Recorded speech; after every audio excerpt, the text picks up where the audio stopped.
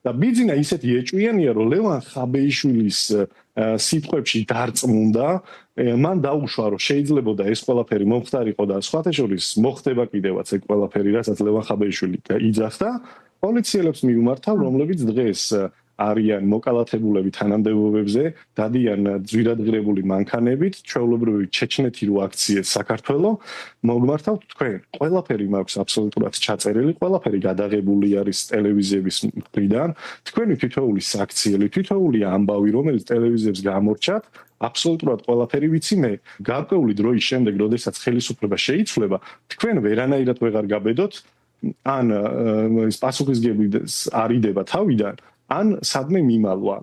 პირობას გაძლევთ აბსოლუტურად ყველას მოგეთხოვებათ თქვენი თვითოული ქმედება. თქვენ ისი იმედი გაქვთ, ვინ გონიათ რომ დაგიფასეთ რონი მესხი, გეკა გელაძე, მამუკა მდინარაძე თუ ვინ გაისურება თქვენი ზონდერობის გამო, ვინ გაისურის თავს არც არავინ, ყველა თავის თავს გადაარჩენს და თქვენ დაარჩებით ქართველი ხალხის ამარა, რაც სრულიად სამართლიანი იქნება, რომ თვითონ ქართველმა ხალხმა მოგთხოვოთ პასუხი. როგორია შენ ხარ განყოფილების უფროსი, არ გაქვს იმხელა შემოსავალი, რომ შენ იცხოვრო კარგად, მაგრამ არ წყვები შიმშილში.